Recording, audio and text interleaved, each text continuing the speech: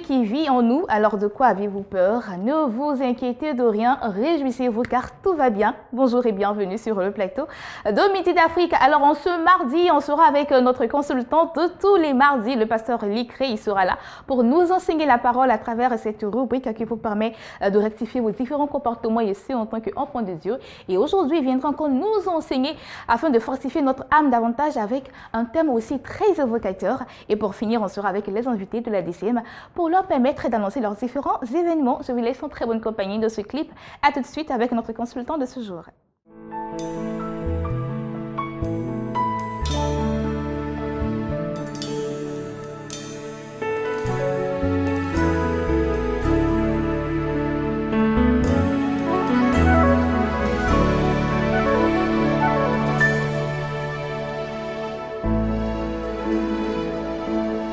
Awesome wonder and mighty ruler, the King of all the earth, we bow before your throne. Awesome wonder, yeah, and mighty ruler, King of all the earth, we bow before your throne.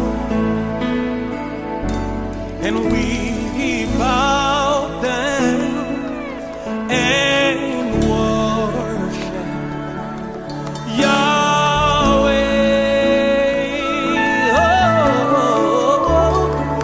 Oh, yeah. We bow down and worship Yahweh. Come on, everybody, lift your voice. Let's worship. We bow down. We bow down and worship. And we worship Yahweh. Oh, we bow. We bow down. And we worship Yahweh. Hallelujah.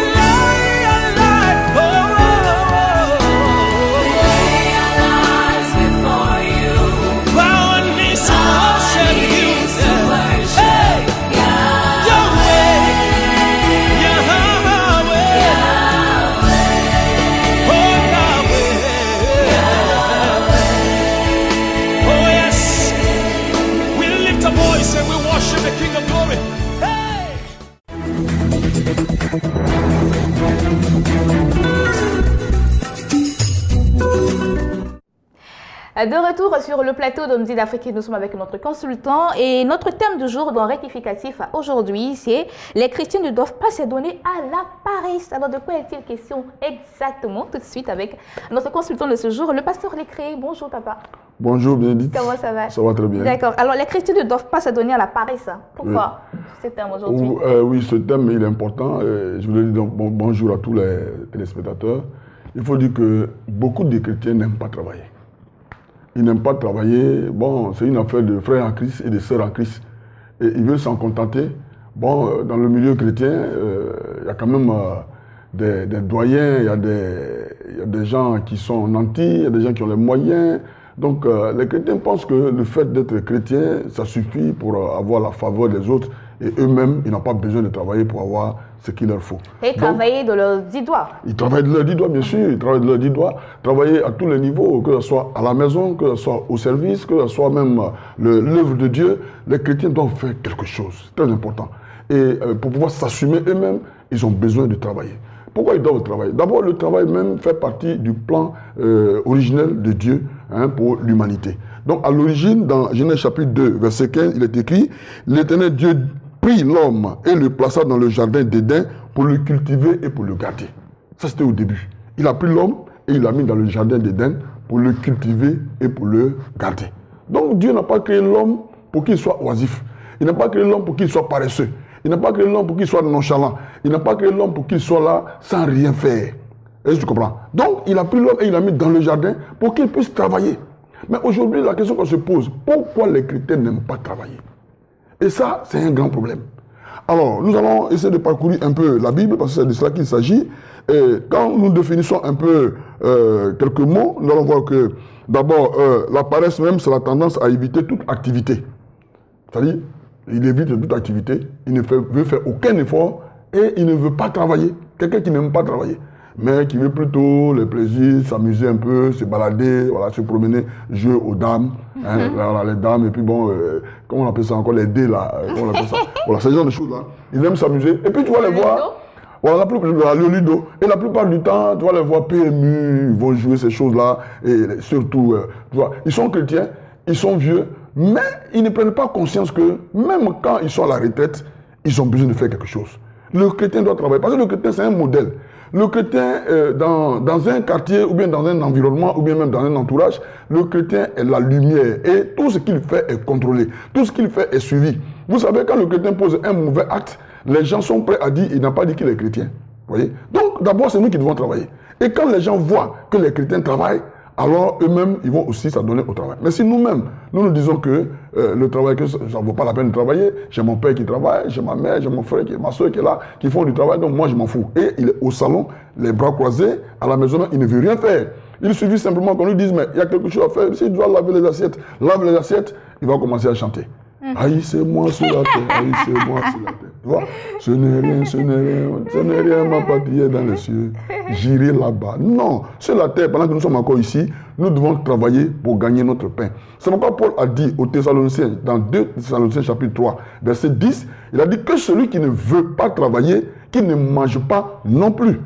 Alors, le mot veut là, il faut bien que les gens le soulignent. Pas souvent on dit, celui qui ne travaille pas ne mange pas. Non, il dit que celui qui ne veut pas travailler ne mange pas non plus. Donc, celui qui ne veut pas travailler, il ne faut pas qu'il soit pressé de manger. Tu ne veux pas travailler, mais comment est-ce que tu peux avoir ton pain? Comment est-ce que tu peux manger? Voyez? Donc, ici, quand nous lisons encore Proverbe chapitre 15, le verset 19, Proverbe chapitre 19, verset 15, il est écrit ceci: la paresse fait tomber dans l'assoupissement, et l'âme nonchalante éprouve la faim. La paresse fait tomber dans l'assoupissement. L'assoupissement, le fait d'être endormi à moitié. C'est-à-dire que tu ne fais rien, le sommeil te prend. Et maintenant, il dit quoi? L'âme nonchalante éprouve la faim. Donc, le fait de ne pas travailler a des conséquences à cela. Si tu ne travailles pas, mais c'est la faim. Tu n'auras rien à manger. Vous voyez? Et puis, tu vas dépendre des autres. Tu deviens en ce moment-là un parasite.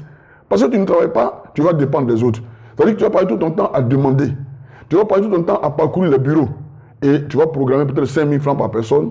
Et si tu as 10 personnes, ça va te faire 50 000. D'accord. Voilà les stratégies. Moi, j'aimerais bien demander quelque chose. Est-ce qu'un serviteur de Dieu ne doit pas travailler de peur qu'il soit dérangé dans son programme parce qu'il doit aller au travail, il doit gérer le temps du travail et gérer aussi le temps de l'église? Est-ce qu'un serviteur de Dieu ne doit pas travailler pour cela? Non, ça c'est un autre sujet. C'est-à-dire que là, tu veux parler d'un serviteur de Dieu, c'est-à-dire qui travaille et qui fait l'œuvre de Dieu. C'est ça que tu veux parler. Oui. Bon, la plupart du temps, il y a des laïcs. Il y a des laïcs qui sont des pasteurs. Hein. Voilà, donc ça, c'est pas interdit. Mais ce que je veux dire, le travail, même le travail là, quand on parle de l'œuvre de Dieu là, c'est le travail. Pourquoi? Parce que quand tu prends Jérémie chapitre 48, le verset 10, la Bible dit, maudit soit celui qui fait avec négligence l'œuvre de Dieu. Tu comprends? Donc, l'œuvre de Dieu, c'est le travail. Et donc, celui qui ne fait pas l'œuvre de Dieu avec beaucoup de soin, beaucoup d'attention, et qui le fait avec négligence, la Bible dit qu'il est maudit. Donc, le fait même de ne pas vouloir travailler, de ne pas vouloir faire l'œuvre de Dieu, déjà, il y a une malédiction qui pèse sur nous. Donc, les gens ne le savent pas. Quand on est à l'église, les gens prient, ils jeûnent, ils font tout ce qu'il faut. Mais quand il s'agit de servir Dieu, quand il s'agit d'être à son poste, quand il s'agit de jouer un rôle pour que l'œuvre de Dieu avance, ils ne sont pas prêts. Ils sont dans leur maison le matin, ils se lèvent et ils viennent s'asseoir. Mais qui a rangé les chaises? Qui a nettoyé la salle? Qui a fait tout ce travail-là? Et la Bible dit, maudit soit celui qui fait avec négligence l'œuvre de Dieu. Tu as une responsabilité à l'église. On t'a confié une tâche, on t'a confié un rôle. Mais tu n'es jamais à ton poste. Tu n'es jamais à ta place. Ça dit que tu es toujours parti. Mais qui va faire le travail à ta place? Dieu dit, maudit soit. Donc souvent, les gens ont des malédictions. Les gens ne réussissent pas dans ce qu'ils font et ils se disent que c'est les sorciers qui les poursuivent. Mais et ce passage-là, est-ce qu'ils le connaissent? Il dit, maudit soit celui qui fait avec négligence. Donc le fait d'être négligent dans l'œuvre du Seigneur, déjà ça entraîne une malédiction. Donc ça c'est la conséquence d'être paresseux, d'être nonchalant et de ne pas vouloir faire ce que Dieu nous demande de faire. Donc, comme je le disais tantôt, vous allez voir que quand nous lisons, je ne sais pas si on a encore le temps, mais on va lire au moins un passage. Voilà. Donc quand nous sommes dans Proverbe chapitre 6, le verset 6, il nous donne l'exemple de la fourmi, mais on va pas le lire, on va lire le verset 9. Paresseux, jusqu'à quand seras-tu couché? Donc voilà, le paresseux, c'est quelqu'un qui est couché. Mais quand tu es couché là, qui va travailler à ta place? Et encore, quand on parle du chrétien, celui-là même qui doit être le modèle et qui connaît la parole, qui doit toujours se lever. C'est vrai, il est bon de prier. J'ai fini de prier, j'ai fini de jeûner, j'ai fini de méditer. Dieu m'a entendu, il m'a écouté. Qu'est-ce que j'ai fait? Dieu a disposé le travail pour moi, quelque part, dans une société. Donc moi, je fais quoi? Je me lève et je vais là où il y a le travail. Pour voir si ma prière que j'ai adressée à Dieu, Dieu l'a exaucée. Mais si je suis assis à la maison, comment est-ce que je peux savoir que ma prière a été exaucée? Tu as déposé les dossiers quelque part. Pour te lever, même pour aller chercher le travail, là où tu as déposé le dossier, chercher la réponse, tu es toujours assis à la maison. Ou bien au lieu de faire même les dossiers, tu ne fais aucun dossier, tu es assis à la maison. Mais comment on peut savoir ce que tu as comme qualification? On ne le saura jamais. Donc, on peut prier, on n'a pas dit de ne pas prier. Les gens qui passent tout le temps à prier du matin jusqu'à minuit et le lendemain matin, et puis ils disent que bon, mais Dieu ne les a pas bénis. Mais Dieu t'a béni, c'est pas toi qui ne veux pas aller prendre ta bénédiction. Il faut te lever maintenant et aller sur le champ. Là où il faut prendre la bénédiction, il faut aller la chercher. Mais si tu es couché, tu vois, il dit, paresseux, jusqu'à quand seras-tu couché? Quand te lèveras-tu de ton sommeil? Voilà ce que le paresseux fait. Il est toujours en train de dormir. Il est sur le lit, il se tord, il se relève, il mange, et puis il vient encore, il se couche jusqu'à midi. Mais c'est un gros péché. L'oisiveté, c'est un gros péché. Et les chrétiens ne devraient pas s'adonner à cela. Donc, sur ce plateau, je veux dire à quelqu'un, surtout à nos frères chrétiens, à nos soeurs chrétiennes qui nous regardent, qui nous écoutent. Vous êtes dans la maison de quelqu'un, vous habitez là. Dans votre maison, vous êtes là, vous devez faire quelque chose. Vous devez nettoyer la maison doit être propre. Vous devez préparer tout ce qu'il faut. Si c'est la nourriture, vous devez participer. Si c'est le travail même séculier, vous travaillez avec des gens, vous devez être à votre poste. Et vous devez faire ce qu'il vous a demandé de faire comme tâche. Vous êtes à l'église, vous devez jouer votre rôle. Si vous faites ces choses-là, vous allez voir si Dieu ne vous bénira pas. Vous n'avez même pas besoin de courir derrière les miracles. Mais le simple fait d'aimer l'œuvre de Dieu, de faire ce qu'il faut, comme Dieu lui-même l'a recommandé, en le faisant, Dieu nous bénira. Alors, voilà ce que je voulais vraiment apporter comme... D'accord, merci beaucoup, pasteur. Et voilà qui est très bien dit. Moi, j'adhère vraiment à ce thème-là. Les chrétiens ne doivent pas s'adonner à la paresse. J'espère que vous avez pris bonne note. À présent, nous allons tourner cette page pour aller à Espace Annonce.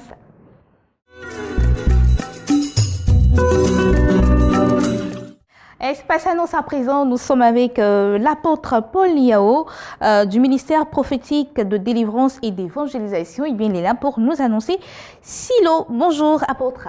Bonjour à toutes, bonjour à tous. Comment ça va? Ça va très bien. Soyez le bienvenu. Merci beaucoup. D'accord. Alors Silo, qu'est-ce que c'est pour commencer? Silo, c'est d'abord une croisade d'évangélisation et de guérison et de transformation, de délivrance. Silo est biblique. Silo, c'est le lieu où Anne s'est rendue, où elle a crié à Dieu et après elle a eu Samuel, pour faire court. D'accord. Donc qu'est-ce qui va se passer exactement au Silo? D'abord, je dois dire que Silo aura lieu cette année. Et Silo est à sa 8e édition. Silo est organisé par le ministère prophétique de délivrance et d'évangélisation. À sa tête, la prophétesse Chris Kwaku. Et Silo aura lieu les 10, 11 et 12 novembre 2017 au stade Jesse Jackson de Yopougon, communément appelé le complexe sportif de Yopougon. Alors donc, ce silo aura lieu à partir de 11h jusqu'à 18h, pendant ces 3 jours-là. Et silo a un thème, c'est-à-dire encore, le thème c'est « Monte ici » et je te ferai voir ce qui va arriver dans la suite. Tiré du Apocalypse chapitre 4, verset 1. Et le sous-thème « Va en paix et que le Dieu d'Israël exauce la prière que tu lui as adressée ». 1 Samuel, chapitre 1, verset 17. D'accord. Et qui seront les orateurs? Oui, nous aurons en plus de la prophétesse Chris Kwaku, 3 autres orateurs, donc 4 en tout. Et donc, j'ai déjà nommé la prophétesse Chris Kwaku. Et il y aura à côté d'elle et avec elle le révérend docteur Adji Paul de l'église de la Transparence. Nous aurons le révérend docteur apôtre Paul Kangougou de la République démocratique du Congo. Nous aurons aussi le révérend pasteur Chantre Pichou Kalala du Canada.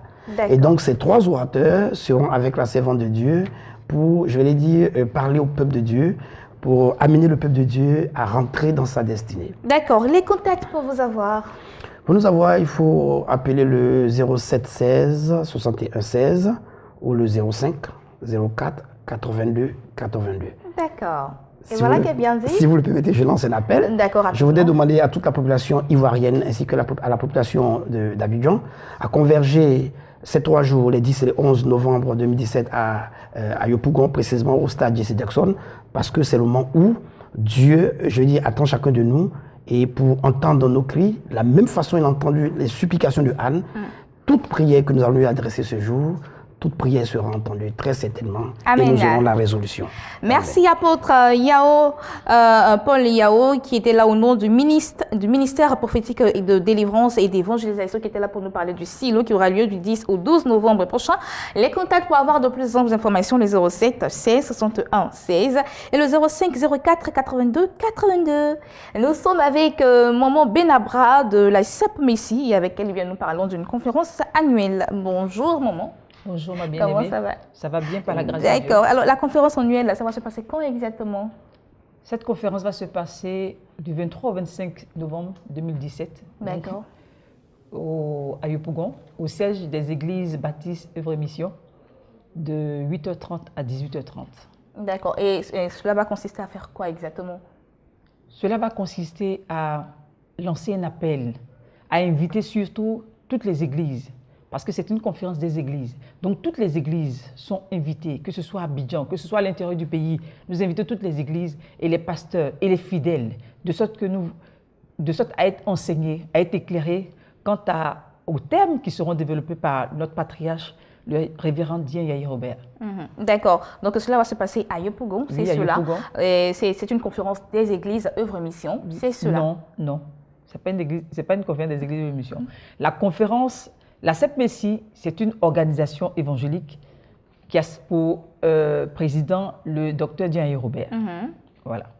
Et puis, comme pour le moment, nous sommes en train d'apprêter notre siège, et pour la circonstance, il nous prête, lui, son siège à Yopougon pour qu'on aille pour faire la conférence. D'accord, il n'y a pas de souci. Donc, quelles sont ces personnes qui sont habilitées à y participer?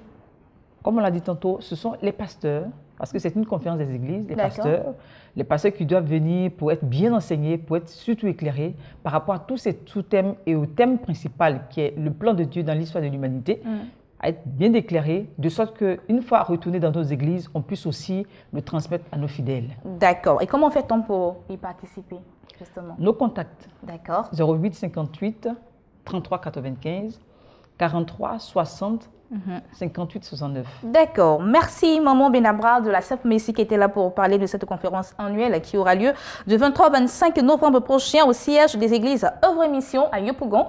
Les contacts le 08 58 33 95 43 60 58 69. Nous passons à d'autres annonceurs à présent.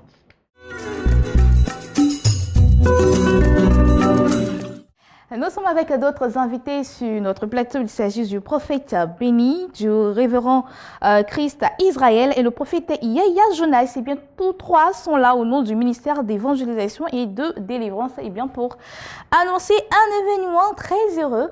Ils sont là pour annoncer bien le temple qui a été construit de nouveau. C'est cela. Bonjour, prophète Béni. Oui, bonjour. Le micro. Oui, bonjour, Comment ça va? Oui, ça va bien. D'accord. Bonjour, révérend Christ Israël. Sois béni.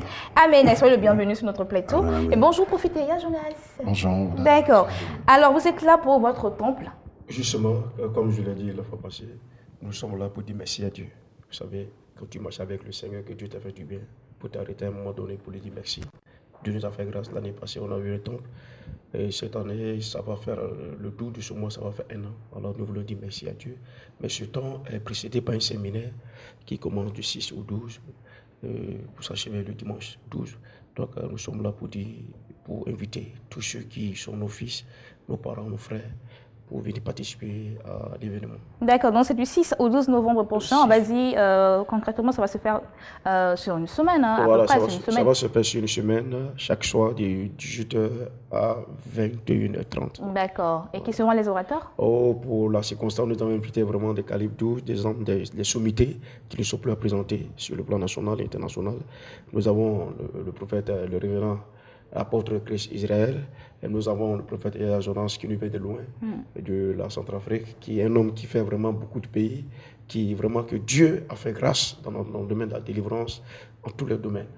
D'accord. Alors, le révérend Christ Israël, vous êtes invité à ce séminaire. Hein. Quel sera votre apport? Mon apport, c'est un peu amener les enfants de Dieu à s'accrocher au Seigneur. Nous sommes dans des temps qui sont très mauvais. Il faut les emmener à prendre conscience et leur donner certains rudiments afin d'aller contre les œuvres de l'ennemi. Et les faire entrer en 2018 avec joie et vie. D'accord, donc vous serez là du 6 au 12. Yes. D'accord. Et le prophète Eya Jonas, quel sera votre rapport à cet événement? Merci beaucoup. Je crois que si j'ai répondu à cette invitation, d'abord le révérend prophète béni, c'est un frère que j'ai beaucoup d'estime, j'aime sa vision, j'aime sa manière de travailler. Et quand il m'a demandé, j'étais loin, j'ai accepté de venir en Côte d'Ivoire juste pour soutenir ce programme qui va commencer ce soir et d'inviter aussi mes enfants qui sont ici en Côte d'Ivoire et ceux qui me suivent de loin, que je suis dans un grand programme. Nous allons parler sur la stabilité qui est très important dans la vie d'un enfant de Dieu. C'est un programme d'impact et le dimanche, ça sera l'apothéose. Nous allons célébrer le Seigneur. Donc, si je suis là, c'est pour confirmer ma présence et inviter les familles des enfants de Dieu. Alors, on va finir avec vous, prophète béni. Le programme, je précise, c'est du 6 au 9, le 6 au 12. Donc, depuis hier, cela a déjà démarré. Nous sommes aujourd'hui le 7. Justement. Alors, qu'est-ce que on va dire à ceux qui nous regardent actuellement pour qu'ils viennent encore? Justement, ce qu'on va dire à ceux qui nous regardent, comme je l'ai dit, le thème évocateur qui dit demain, ta situation va changer. Élisée pouvait dire demain, on aura de quoi manger. Je vais dire à quelqu'un qui est en train de souffrir, Dieu a quelque chose pour toi, un mot qui va transformer ta vie. Alors je te dis, demain, ta situation va changer. Ne reste pas chez toi à la maison. Viens et Dieu te donnera le miracle que tu cherches. Amen. Merci, prophète béni, révérend Christ Israël, prophète Eya Jonas du ministère d'évangélisation et de délivrance qui était là pour annoncer cet événement qui a pour titre Reconnaissance à Dieu pour le nouveau temple qui a déjà démarré depuis hier et qui va s'achever le 12 novembre prochain. Les contacts pour avoir de plus amples informations. D'accord, justement les contacts sont que c'est le 06 51 08 09. Et 07 75 37 92. D'accord. Voilà. 06 51 08 09 07 75 37 92. Et moi, c'est ici que je vous dis au revoir. J'étais très heureuse d'être avec vous en ce jour. Rendez-vous demain, 12h GMT. Vous pouvez aussi nous voir et nous revoir sur notre site internet www.beni.tv. Que l'Éternel vous bénisse. Bonne suite de programme sur Beni TV. S'il n'y a pas de Dieu sur cette terre, alors l'homme vit sans espoir. Si je dis toutes ces choses à son égard, c'est parce que je l'ai rencontré. Il est la lumière du monde. J'entends dire ça et là que tu n'existes pas. Or tu as fait le ciel et la terre. Ils disent tu n'as rien créé.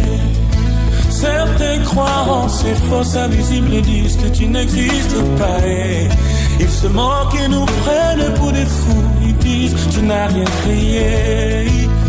C'est vrai que par notre mauvais témoignage, on leur a pas souvent laissé le choix.